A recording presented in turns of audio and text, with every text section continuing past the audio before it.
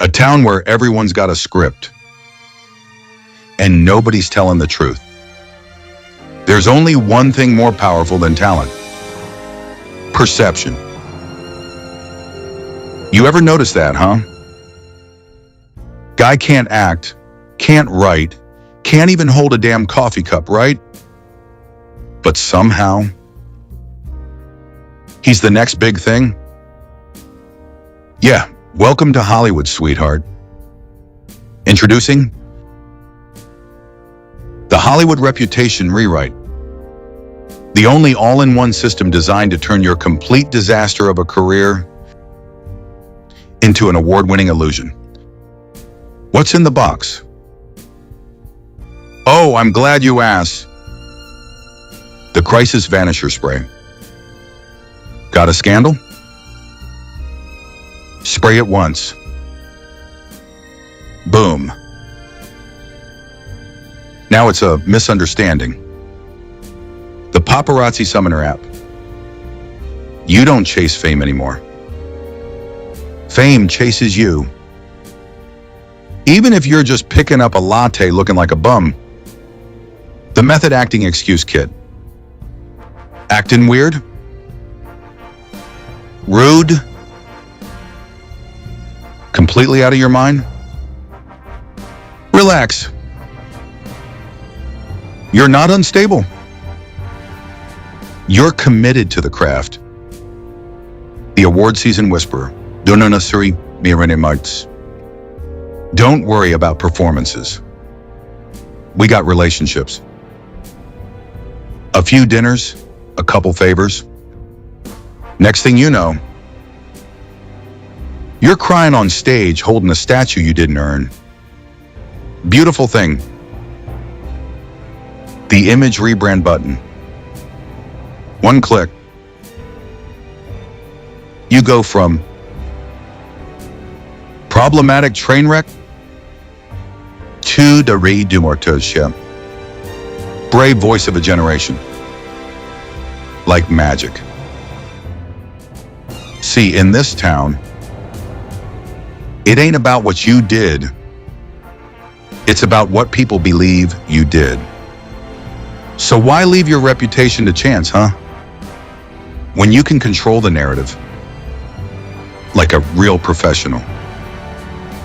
The Hollywood Reputation Rewrite. Because in Hollywood, the truth don't matter. But your publicist? Oh, that's everything. Side effects may include ego inflation, fake humility, sudden activism, mysterious accent changes, and an uncontrollable urge to thank your team. Hollywood, baby! Where even the lies got agents.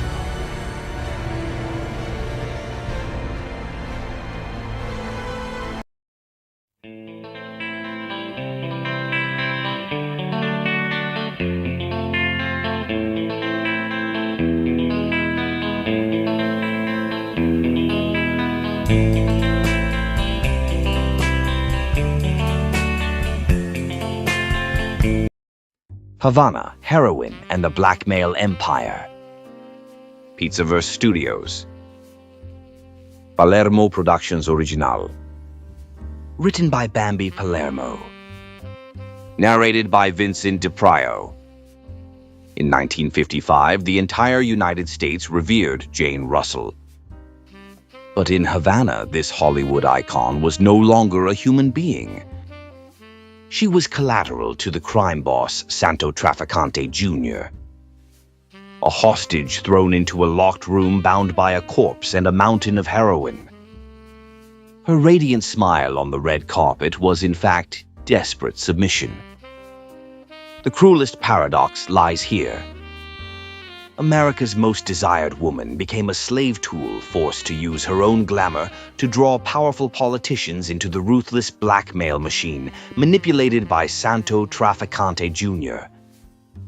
This descent into the Cuban underworld did not start with a mobster's threat, but with a Hollywood secret. The trap began with the ledger, the husband and the debt. The problem started with her husband. Bob Waterfield was an American golden boy. He was a star quarterback in the National Football League, a man built on physical prowess and public adoration. They were the perfect Hollywood couple. They graced magazine covers. They attended premieres. They projected an image of flawless domestic success. Behind closed doors, the image was rotting. Bob Waterfield had an addiction. He craved the adrenaline of the casino tables. The rush of the football field was no longer enough. He chased the high in the dark, windowless rooms of underground gambling dens. The losses started small. They grew. They compounded. He moved from legitimate betting lines to bookies who operated in the shadows. He borrowed money.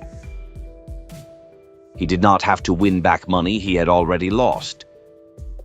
He spiraled into a hole of debt that his NFL salary and his wife's studio contracts could not cover. But Bob did not just lose money. He lost control of his environment. He became reckless.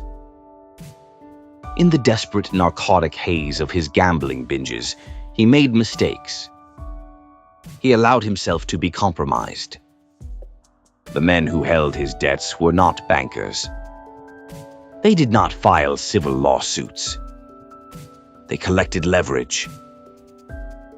They acquired photographs. These were not pictures of bad poker hands. They were graphic, ruinous images. They documented acts that would not just end a career. They would obliterate a legacy, destroy a family, and guarantee total public humiliation in the rigid moral climate of 1950s America. The ledger crosses the desk. The debt and the photographs sat in a safe in Los Angeles. They belonged to local enforcers. But in the underworld, information flows upward. The ledger eventually crossed the desk of a man who operated on an entirely different level of predatory mathematics. Santo Traficante Jr. did not live in Los Angeles. He operated out of Tampa, Florida, and he ruled Havana. Cuba, under the regime of Fulgencio Batista, was a playground for the American elite. It was also an offshore bank for the mafia. Traficante was the undisputed boss of the Havana gambling empire. He controlled the casinos, the narcotics transit routes, and the politicians. Traficante was a quiet man. He did not yell. He did not threaten people in public. He wore conservative suits and heavy glasses. He looked like an accountant. He operated with cold, calculated efficiency, viewing people strictly as leverage. When Traficante heard about Bob Waterfield's massive debt and the existence of the compromising photographs, he did not see a way to make a quick cash profit. Cash was irrelevant to a man who skimmed millions from casino vaults every week. Traficante saw a strategic acquisition. He saw Jane Russell. Traficante understood the mechanics of power. He knew that extorting a football player for money was small business. But acquiring the leverage to control one of the most famous women in the world was an investment with limitless returns. Traficante reached out to his associates in Los Angeles. He bought Bob Waterfield's debt. He paid it off entirely. He took possession of the photographs. The transaction was swift, quiet, and completely devastating. Traficante did not do this as a favor. He bought the debt to weaponize it. The invitation to Havana. The trap closed around Jane on a quiet afternoon in California. The message was delivered with chilling politeness. It was an invitation. Santo Trafficante requested the honor of Jane Russell's presence at his Sans Souci cabaret in Havana. She was to perform. She was to stay in his VIP suite. The messenger made the terms explicitly clear. There was no negotiation. There was no refusal. If Jane declined the invitation, the photographs of her husband would be mailed to every major newspaper publisher in the United States. The Waterfield family would be bankrupted by the debt.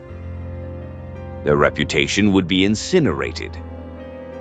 The life she had built, the career she had bled for under the tyrannical contracts of studio bosses like Howard Hughes, would be wiped out overnight. Jane looked at the messenger. She understood the cold, brutal reality of her situation. She was a product. Hollywood had manufactured her image. They had measured her body, dictated her wardrobe, and sold her sexuality to the masses. She thought she had fought the hardest battles of her life against the studio executives. She was wrong. The studio executives only wanted her box office revenue. Trafficante viewed her fame not as an obstacle, but as leverage. She agreed to the terms. She had no choice. She packed her bags. She prepared her press statements. She practiced her smile in the mirror. She watched her husband, the man whose reckless weakness had condemned her, and she felt a cold, isolating numbness. She could not scream. She could not call the police. The Federal Bureau of Investigation could not protect her from photographs being mailed to a tabloid. She was entirely alone. The drive to the airport in Los Angeles felt like a funeral procession. Arrival in Havana. The flight across the country and over the Caribbean Sea was an exercise in psychological endurance. Sitting in the first-class cabin sipping water, Jane stared out the window at the dark ocean below. The engine noise was a constant drone. Her mind raced through scenarios, searching for an exit door that did not exist. Every path led back to the photographs. Every path led back to the ruin of her family. When the plane touched down in Havana, the transition was complete. She stepped out of the aircraft and into the flash bulbs. She performed her first duty for her new owner. She smiled. She waved. She answered the reporter's questions with practiced charm. She spoke about how excited she was to experience the vibrant culture of Cuba. She spoke about the thrill of performing at the Sans Souci. Every word was a lie. Every gesture was a survival tactic. A sleek black limousine waited at the edge of the tarmac. The doors were held open by men in sharp suits with cold, dead eyes. They were Trafficante's men. They treated her with extreme respect. It was the respect a museum curator shows to a priceless artifact. They ushered her into the back seat. The doors closed with a heavy, solid thud. The sound echoed in the confined space. The limousine pulled away from the airport and glided through the bustling streets of Havana. The city was a kaleidoscope of neon lights, classic cars, and music spilling out from open-air bars. It was a paradise built on vice. Jane looked out the tinted windows. She saw tourists laughing, drinking, and losing their money at the roulette tables. They were oblivious to the dark machinery operating beneath the surface of their tropical vacation.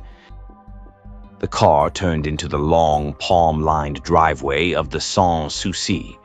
The cabaret was a masterpiece of mid-century architecture glowing under the Caribbean sky. It looked like a palace of entertainment. As the limousine rolled to a stop at the grand entrance, Jane Russell took a deep breath. She adjusted her diamond necklace. She smoothed her skirt. She prepared to step out of the car. She knew she was not walking into a venue to sing songs. She was walking into a processing facility. She was an asset being transferred into the permanent custody of the mob. The suite. The heavy mahogany door of the VIP suite clicked shut. The sound was sharp and definitive, the lock engaged with a heavy metallic thud. Jane Russell stood alone in the center of the room. The air conditioning hummed a low, steady note. The suite was a masterpiece of mid-century Cuban luxury. Heavy silk drapes framed floor-to-ceiling windows overlooking the ocean. Crystal decanters sat on a polished mahogany wet bar. A massive bed with a gold leaf headboard dominated the space. An entire wall was covered by an ornate floor-to-ceiling mirror. It was designed to look like a sanctuary for the elite. It was actually a soundstage built for blackmail. She dropped her purse on a velvet armchair. Her muscles ached from the tension of the flight and the performance on the tarmac. She walked toward the wet bar. She needed a moment of absolute silence. She needed to steady her hands. Before she could reach the crystal glasses, a soft knock echoed from the door. She froze. The knock was polite but insistent. She walked back and turned the brass handle. A waiter stood in the hallway. He wore a crisp white tuxedo jacket and black trousers. He held a silver tray. On the tray sat a single tall crystal flute filled with pale, bubbling champagne. He did not speak. He offered a slight, deferential bow, extended the tray, and waited. Jane took the glass. She murmured a brief word of thanks. The waiter nodded, stepped back into the corridor, and pulled the door shut. The heavy lock engaged again. Jane stood in the quiet room holding the glass. The condensation chilled her fingers. It was a standard courtesy of high-end hotels, a welcome drink for a star. She walked toward the massive mirror covering the far wall. She looked at her reflection.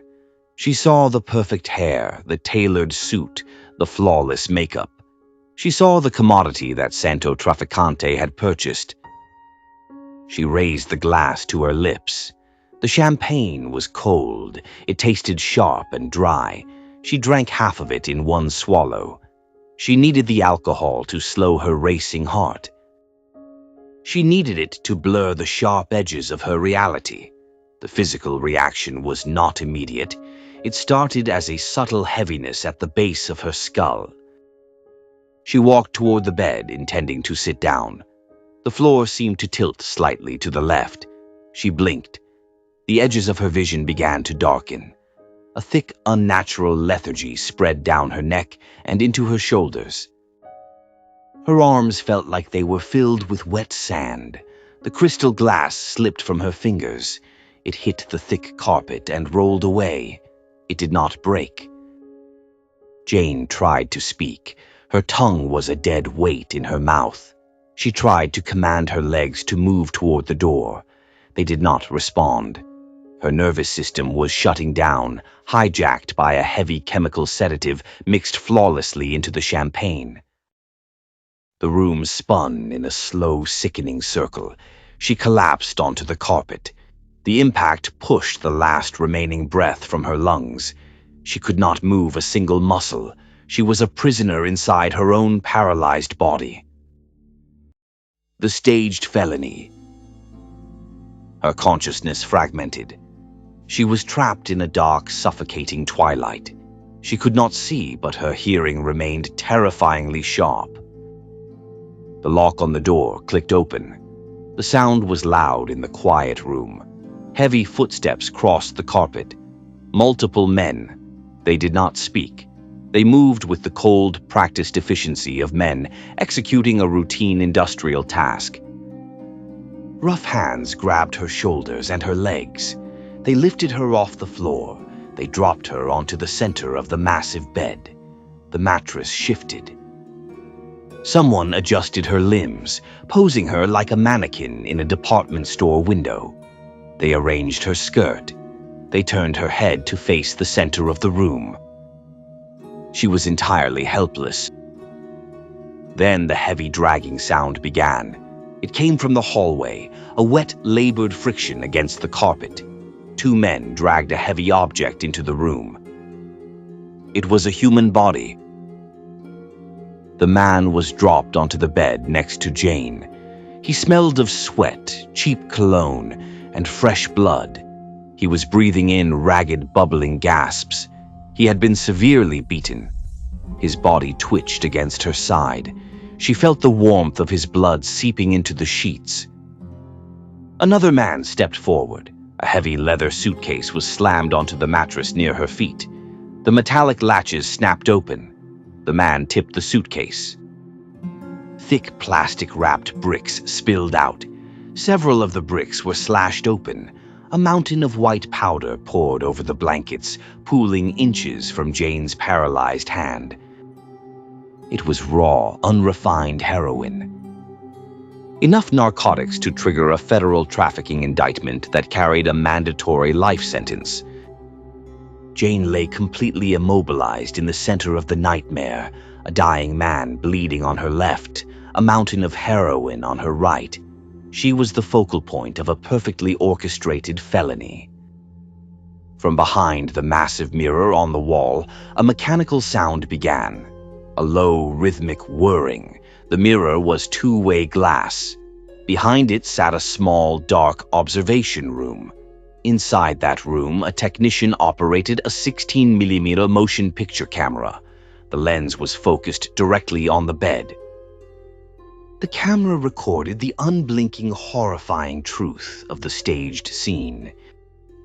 It captured the recognizable face of Hollywood's biggest star lying unresponsive next to a brutalized casualty of the underworld and a king's ransom in illegal narcotics.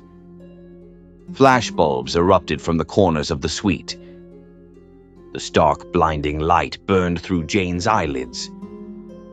The men documented the scene from every angle. They took close-ups of the drugs. They took wide shots of the bed. They captured the absolute physical proximity of Jane Russell to the manufactured crime. The process took less than 10 minutes. The men worked in total silence. They were professionals assembling a product. The product was extortion material. When the film magazines were empty and the camera stopped whirring, the men moved quickly. They dragged the bleeding man off the bed and out the door. They scooped the heroin back into the suitcase and snapped the latches shut. They smoothed the sheets. They picked up the champagne glass from the floor. They walked out of the suite in silence. The room was perfectly quiet again. The thick darkness of the sedative finally pulled Jane completely under. The twilight shattered into total blackness. The reel. The Caribbean sun was blinding when she opened her eyes. It cut through the gaps in the heavy silk drapes like a physical blade. Jane gasped and sat up. The movement sent a wave of violent nausea crashing through her stomach. Her head throbbed with a toxic, rhythmic pressure. She gripped the edge of the mattress. Her mouth tasted like copper and dust. She looked frantically around the room. The VIP suite was immaculate. The carpet was pristine. The crystal decanters gleamed on the wet bar. The bedsheets were crisp and white. There was no blood. There was no suitcase. There was no man.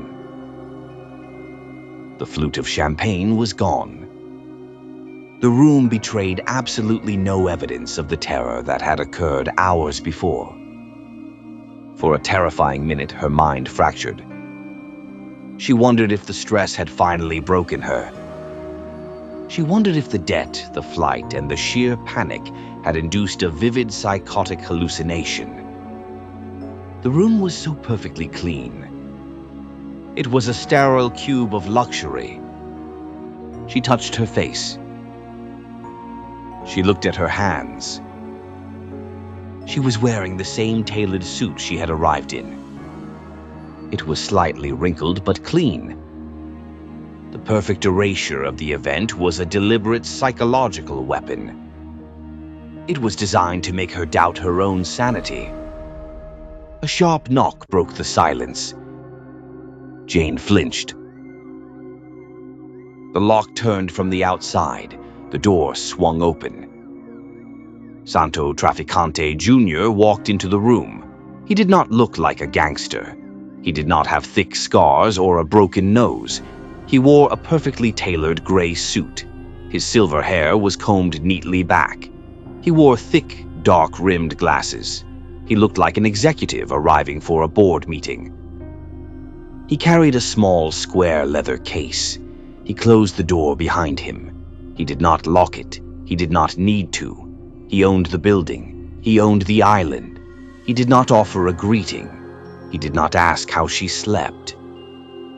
He walked directly to the low glass table in the center of a velvet seating area. He set the leather case on the glass. He popped the brass latches and opened the lid. Inside the case was a portable high-grade 16mm film projector. Next to it sat a single silver metal canister. Traficante plugged the projector into a wall outlet. The machine hummed to life. He opened the silver canister. He pulled out a reel of film. He threaded the celluloid strip through the gears and sprockets of the projector with practiced mechanical precision. He aimed the lens at the blank, cream-colored wall opposite the bed. He reached over and snapped the heavy silk drapes entirely shut, plunging the room into darkness. He flipped a switch on the machine. A bright square of light hit the wall. Jane sat frozen on the edge of the bed. She could not breathe. The film flickered. The image stabilized. The silence in the room was absolute, broken only by the rhythmic clicking of the projector sprockets, pulling the film forward. The wall lit up with the scene from the previous night. The footage was black and white, stark and unforgiving. The camera angle was slightly elevated, looking down from the center of the massive two-way mirror. Jane watched her own body on the wall. She saw herself lying motionless on the bed. She saw the brutalized man gasping for air next to her. She saw the dark stains on his shirt. She saw the open suitcase. She saw the mountains of white powder spilling over the blankets. The camera zoomed in slowly. It focused perfectly on her face, completely unconscious, resting mere inches from the heroin. The film ran for exactly 3 minutes. It was a masterpiece of manufactured guilt. It was undeniable. It was absolute. There was no context available in the silent footage. A jury would see exactly what the camera wanted them to see. A federal prosecutor would see a Hollywood star caught in the center of a massive narcotics trafficking ring, resulting in a homicide. The American public would see a depraved, fallen idol. The film reel clicked to an end. The tail of the celluloid flapped wildly against the projector casing. The bright white square of light on the wall illuminated nothing. Traficante reached over and turned off the machine. The room went dark again. He walked over to the drapes and pulled them open, letting the harsh morning sun flood back into the suite. He turned and looked at Jane. She was shaking. Her knuckles were white where she gripped the mattress. Tears cut tracks through her ruined makeup. She was staring at the blank wall. The illusion of her control, the illusion of her agency, the illusion of her fame had just been permanently vaporized by 3 minutes of 16mm film. The new ledger. Traficante did not gloat. He did not raise his voice. He spoke with the calm, measured tone of an auditor finalizing a balance sheet. The debt your husband accrued in Los Angeles has been cleared, Traficante said. His voice was flat. The photographs held by the local collectors have been incinerated. Your family is solvent. Your public reputation regarding those debts is secure. He paused. He pointed a manicured finger at the silver film canister sitting on the glass table. This is the new ledger. You no longer owe a debt. You are an asset of this organization. You will remain an asset until I decide your depreciation value has reached 0. Jane could not speak. Her vocal cords were paralyzed by a fear deeper than anything she had ever experienced. She realized the true horror of her situation. Trafficante had not brought her to Havana to punish her for her husband's gambling. He had not brought her here to demand cash. He had brought her here to acquire her. He had systematically stripped away her identity. He had taken the most valuable property she owned, her image, her brand, her unblemished public face, and he had placed a bomb inside it. The tape in the metal canister was a detonator. Trafficante held the switch. If she ran, he would press it. If she went to the authorities, he would press it. If she refused a single order, he would press it. The tape would be mailed to the Federal Bureau of Investigation, the Los Angeles Times, and the Hollywood studios simultaneously. She would not just lose her career. She would go to federal prison. The man in the video was bleeding. If he died, she would be implicated in a murder. The trap was watertight. The assignment. You will remain in this suite, Trafficante continued, his tone entirely conversational. You will be provided with whatever clothing, food, and amenities you require. You are a guest of the Sans Souci. You will be seen in the casino during approved hours. You will smile for the photographers. You will project the image of a star enjoying a holiday. He walked toward the heavy mahogany door. He placed his hand on the brass knob. He turned back to look at her. The expression on his face was completely devoid of empathy. He looked at her the way a mechanic looks at a useful tool sitting on a workbench. Tomorrow evening you will have visitors in this suite, he said. They are men of significant influence in your government. They are traveling a long way to enjoy the hospitality of Havana. They are expecting the exclusive company of a Hollywood icon. Jane's breath caught in her throat. The final crushing weight of the transaction settled over her. She was not just a hostage. She was bait. You will pour their drinks, Trafficante instructed. You will make them comfortable. You will ensure their stay in this specific room is highly memorable. You will do exactly as they ask, and you will ensure they remain in the center of the room. He glanced briefly at the massive mirror covering the wall. The management requires a complete record of our guest satisfaction. Trafficante left the suite without another word. Jane Russell was left alone in the immaculate room. The scent of her expensive perfume mingled with a faint metallic smell of the projector cooling down on the table. She looked at the silver canister. She looked at the two-way mirror. She realized that the camera behind the glass was likely still rolling. It was recording her reaction. It was recording her submission. She did not scream. Screaming was useless. There was no one coming to save her. The studios could not save her. The police could not save her. Her husband had sold her out to feed a gambling habit, and the mob had simply finalized the paperwork. She slowly stood up from the bed. Her legs felt like lead. She walked toward the wet bar. She did not pour a drink. She walked past it to the mirror. She stared into the glass. She knew there were men sitting in the dark on the other side, watching her every movement, documenting her despair. She forced her facial muscles to move. She forced her lips to pull back over her teeth. She stood in the silent, locked room, staring into the hidden camera. and she practiced the radiant, empty smile that would eventually destroy the men who ran her country. The parade. The glamorous persona she had built in Hollywood was now simply a tool for the syndicate's survival. The transformation required a brutal psychological surgical procedure. Jane Russell stood before the vanity mirror in the VIP suite. The sun was setting over the Caribbean, casting long, bloody streaks of orange light across the mahogany furniture. She opened a gold-plated makeup compact. She did not look at her own eyes. She looked at the tools of her trade: red lipstick, heavy black eyeliner, translucent powder. These were no longer cosmetics. They were camouflage.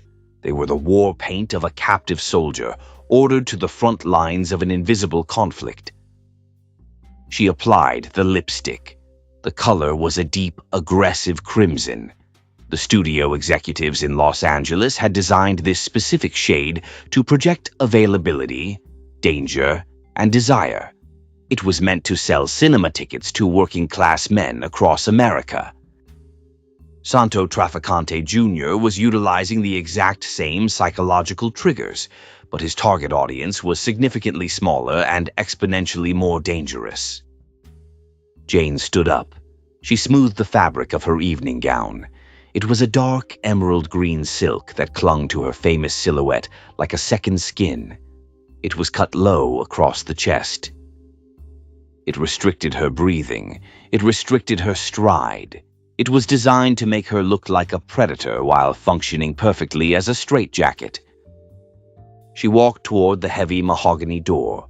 She waited. At precisely 8:00, the lock clicked. The door opened.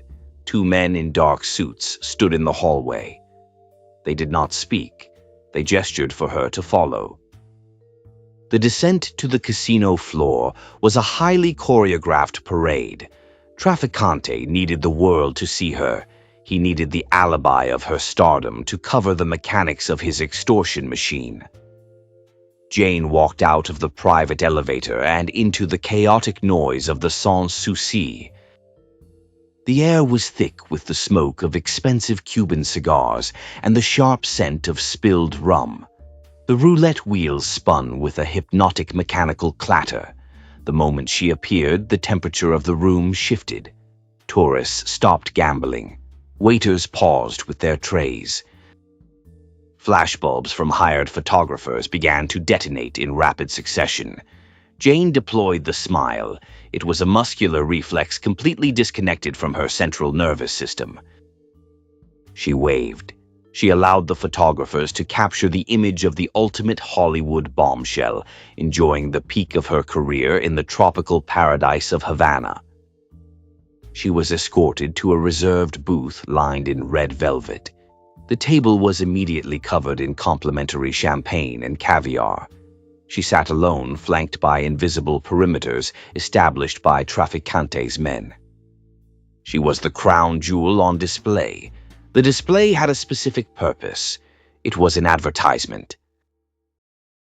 The targets. From across the casino floor, men watched her. Not just tourists. The men Trafficante was targeting did not stand near the slot machines. They sat in private enclaves, surrounded by aides and security details. They were men who wore custom suits cut in Washington, D.C., and carried briefcases filled with classified intelligence, legislative drafts, and judicial rulings. They were the architects of American power. They were men who stood on the Senate floor demanding moral purity from the public. Tonight they were away from the press corps. They were away from their wives. They were in a jurisdiction where the rules did not apply. Trafficante knew the fundamental weakness of powerful men: hubris. They believed their power granted them invisibility. They believed they were entitled to the untouchable. A waiter approached Jane's table. He carried a silver tray.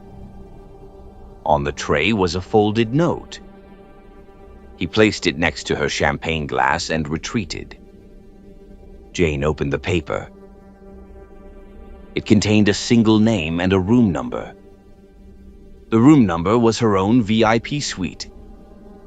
The name belonged to a high-ranking United States senator, a man who sat on committees that dictated federal law enforcement budgets, a man who publicly campaigned against organized crime.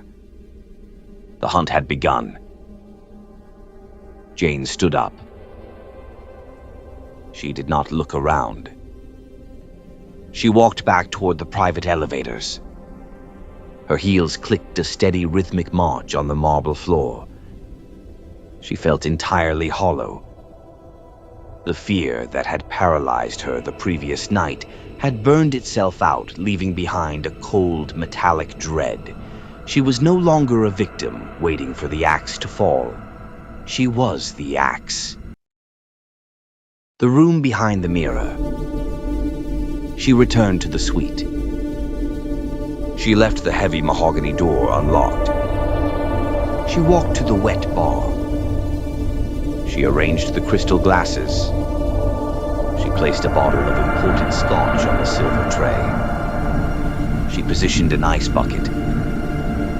She no longer needed to look at the glass to feel the lens. She automatically choreographed every interaction for the blind spot of the room, turning her trauma into a mechanical routine.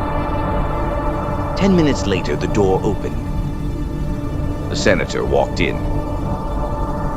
He was a man in his late 50s. He had a thick head of silver hair and the flushed, confident face of a man who rarely heard the word no. He closed the door behind him. He looked at Jane. He did not look at her like she was a human being.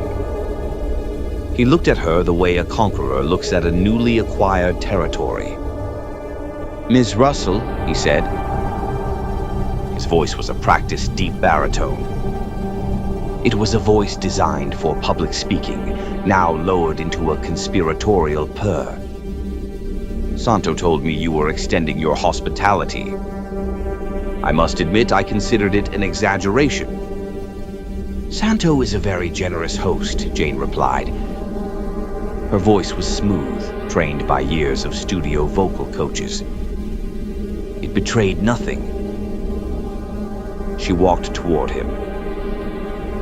She held out a crystal glass filled with amber liquid and ice. She handed it to him. Her fingers brushed against his.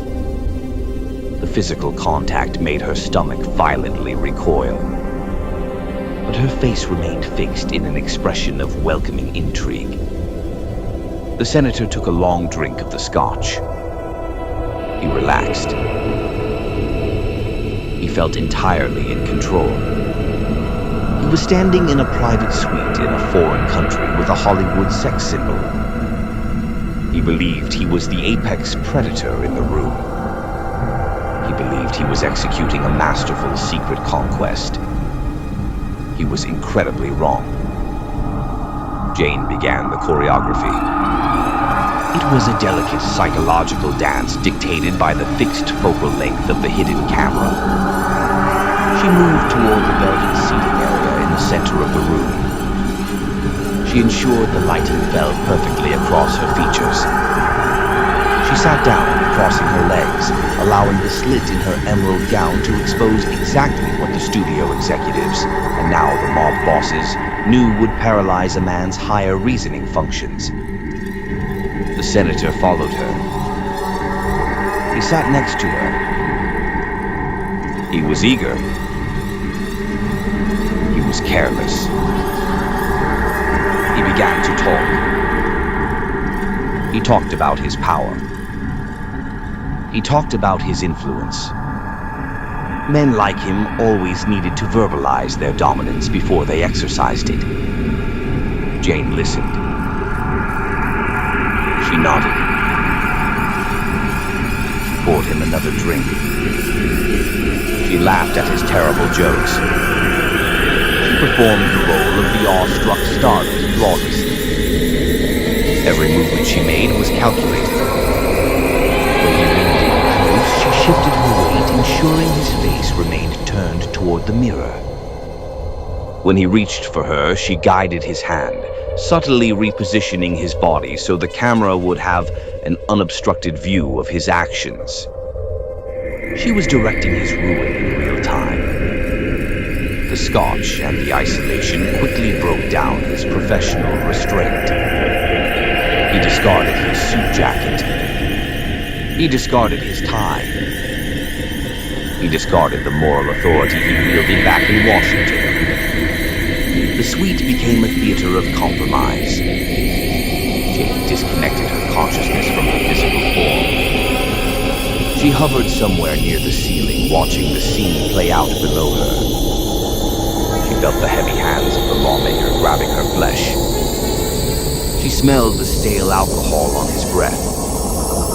She endured the violation. She did not fight back.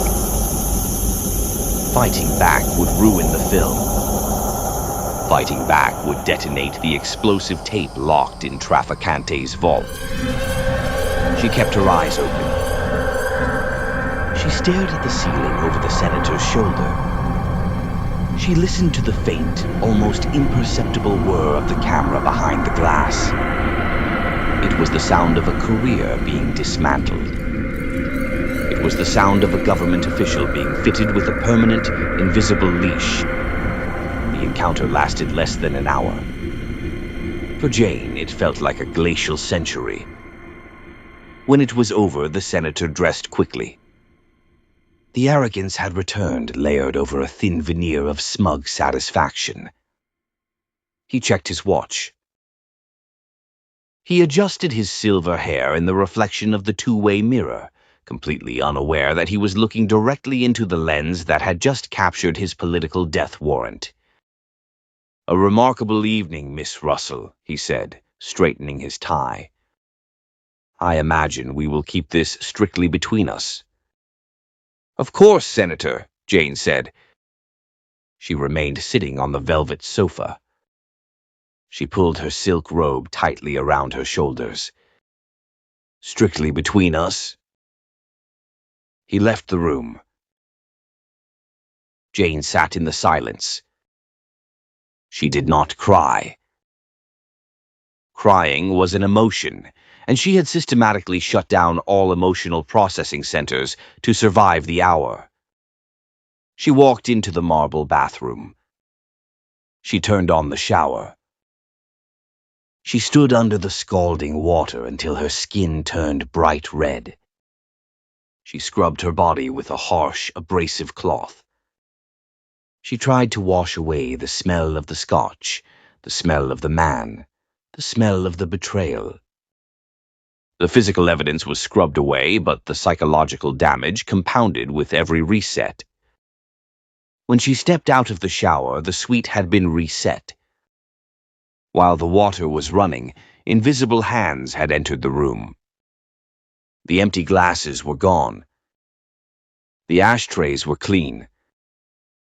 The velvet sofa was brushed flat. The room betrayed no evidence of the crime that had just occurred. It was sterile, immaculate, and ready for the next victim. This was the true horror of the Havana operation. It was not a singular event. It was an industrial process. The loop. The next night, the note on the silver tray carried a different name. A federal judge. The night after that, a high-ranking military logistics officer. The night after that, a prominent labor union leader whose influence could shape the American shipping industry. The routine became a soul-crushing loop of psychological endurance.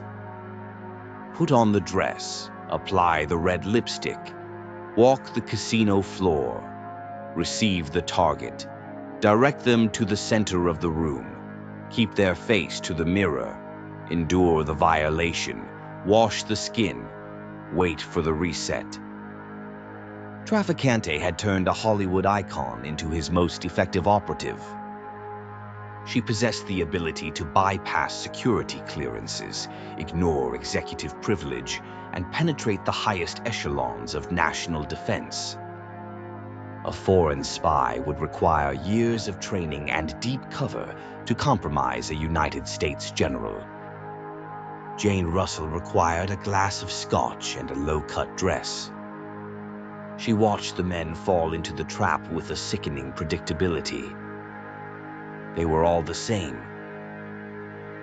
They all believed their wealth or their political office granted them immunity from consequence. They walked into the VIP suite wearing the armor of their authority, and within 30 minutes they stripped it off willingly, eager to trade their honor for a fleeting moment of illicit gratification. They did not realize they were not conquering a movie star. They were surrendering to the mob. Trafficante was systematically archiving compromising material on high-ranking American officials. The metal canisters of 16mm film multiplied in his vaults. Each canister represented a vote on the Senate floor. Each canister represented a judicial ruling on organized crime indictments. Each canister represented a military contract turned a blind eye. The United States government was being systematically hollowed out from the inside, and the excavation was happening in a hotel room in the Caribbean. The Department of Justice. She learned to read the subtle signals of the hidden technicians. A faint click from behind the glass meant the film magazine was being changed. A brief, almost imperceptible dimming of the overhead lights meant the primary camera was rolling. She synchronized her movements to the mechanics of the machinery. She was a professional. She delivered the product. One evening, the target was a prominent figure from the Department of Justice, a man leading a highly publicized crusade against organized crime syndicates operating on the East Coast. He was known for his fiery speeches and his uncompromising moral stance. When he walked into the suite, he was nervous. He checked the door twice. He kept his voice low. He was acutely aware of the risk he was taking, but the temptation of the Hollywood icon had overridden his survival instincts. Jane went through the motions. She poured the drinks. She guided him to the velvet sofa. She initiated the dialogue designed to lower his defenses. The Justice Department official drank heavily. He began to complain about the pressures of his job. He complained about the hypocrisy of Washington. He complained about the relentless public scrutiny.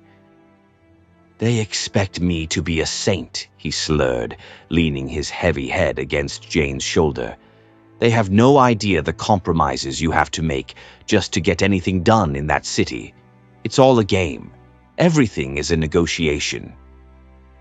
"Everything has a price," Jane murmured mechanically, ensuring his face was turned toward the glass.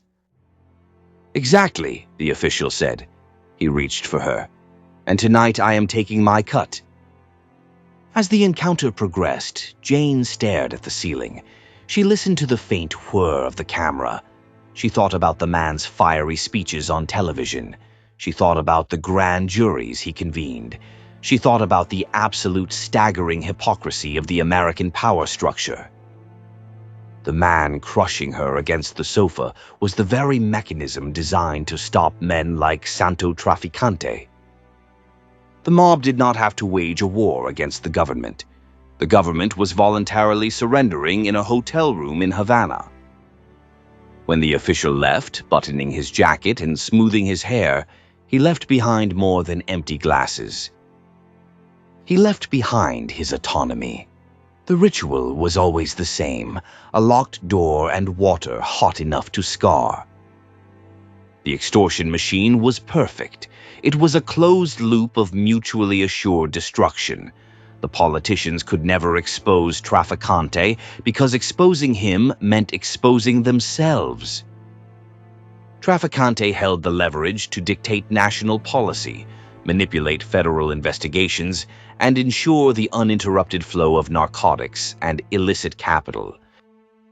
And Jane Russell was the mortar holding the entire corrupt architecture together. She was the bait, the witness, and the accomplice. She was trapped in the center of the web, spun in silk and diamond necklaces, suffocating in plain sight. The press continued to print photographs of her smiling on the casino floor. The public continued to buy movie tickets. No one saw the blood on the ledger. No one heard the whirring of the camera behind the glass. Return to California.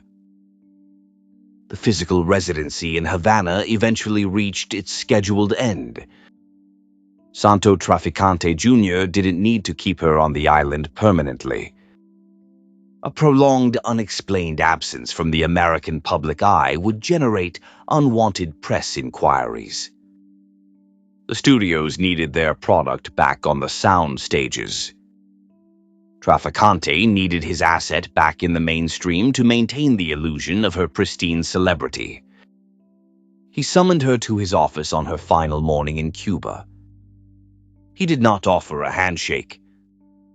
He simply stated that her initial tour of duty was complete. He reminded her that the film reels were safe in his possession. He told her she would be contacted when her services were required again.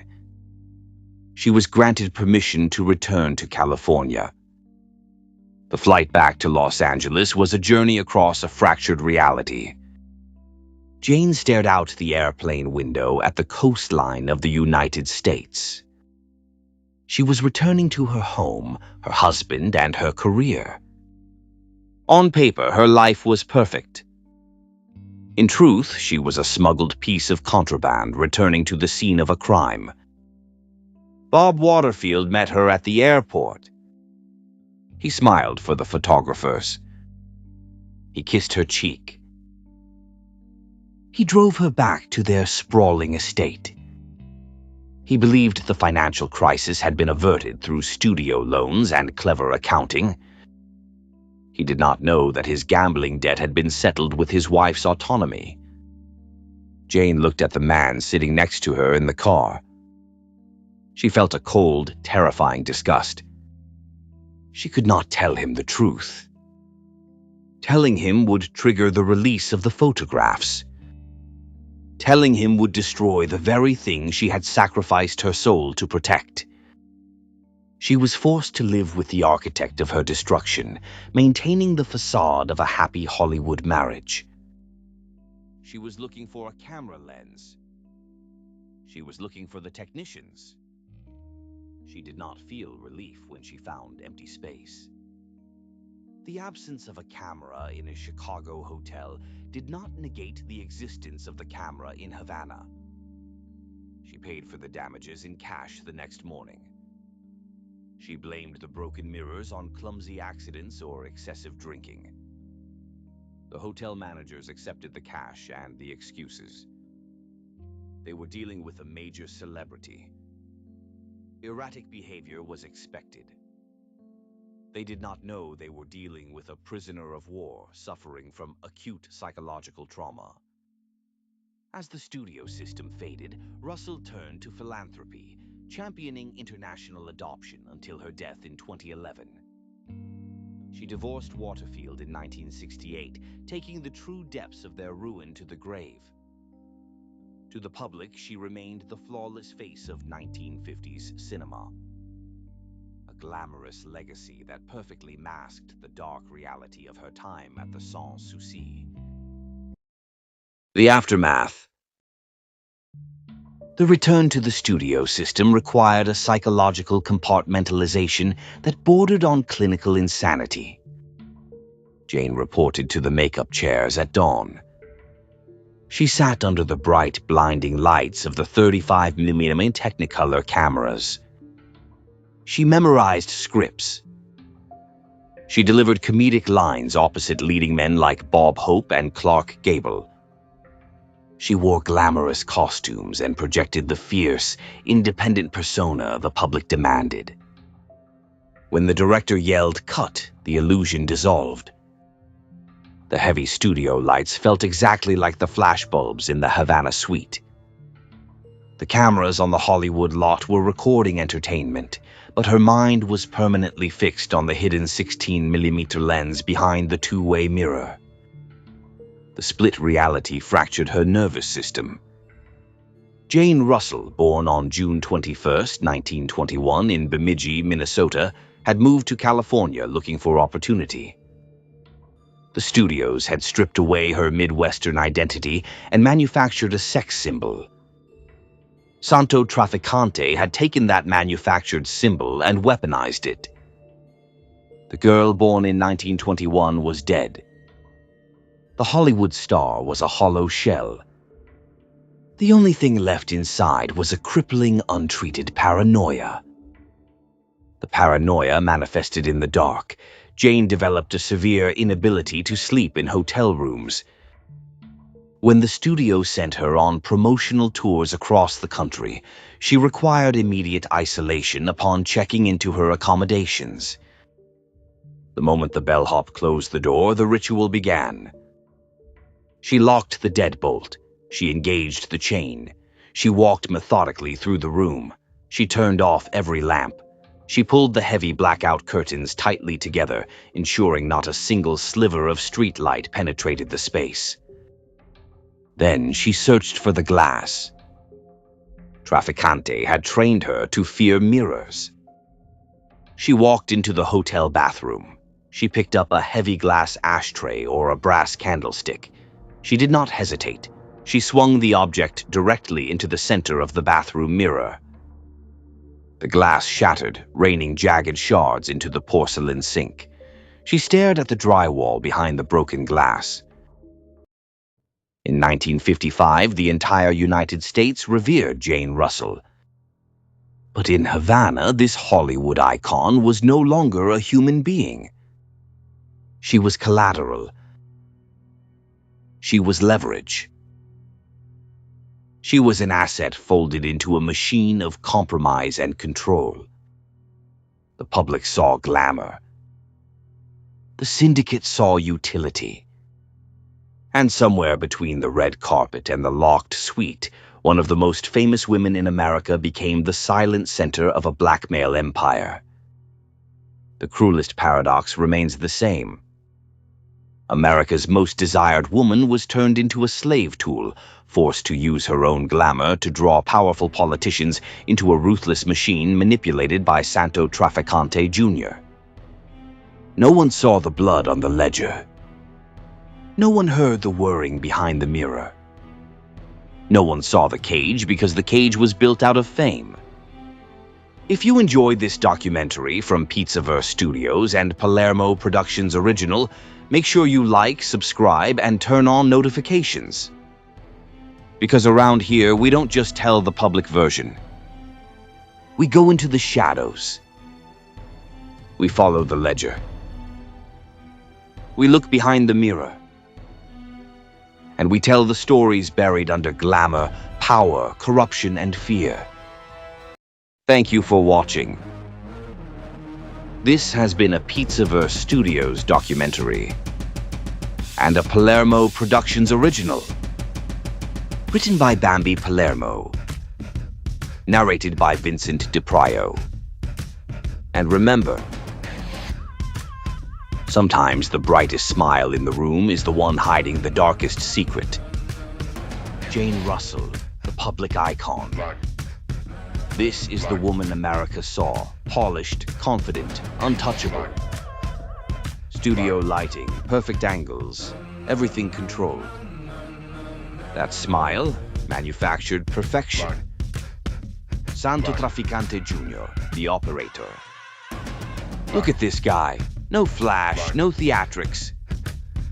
Quiet suit, glasses, like somebody's accountant.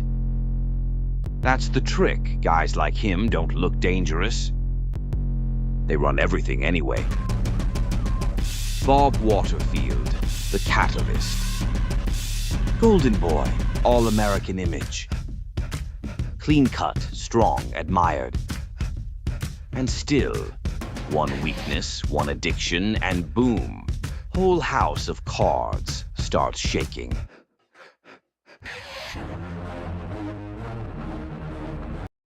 Hey, You ever tried to dispose of a problem in the Louisiana bayou and suddenly realize you got gators, cops, humidity, and a body that ain't cooperating? Yeah, happens to the best of us. That's why the professionals trust Bayou Disappear, the official cleanup kit of the New Orleans underworld. Inside every Bayou Disappear kit you get industrial swamp gloves because fingerprints are amateur hour, Cajun-grade lye powder dissolves evidence faster than a crooked politician changes his story, gator attractant bait, guaranteed to bring every hungry reptile in a 3-mile radius, a waterproof alibi card. Just say you were at your aunt's crawfish boil. Boom, the story the term. Satisfied customer testimonial. Benny the Blade. 5 stars before Bayou Disappear. I had all kinds of problems. And listen, if things get messy, upgrade to the Deluxe Mob Edition. It includes a disposable shovel, a fake fishing license, and a cassette of convincing drunk alibis you can play for the cops. Bayou Disappear. Because in New Orleans, some secrets belong to the swamp. Bayou Disappear. Available wherever questionable life decisions are sold.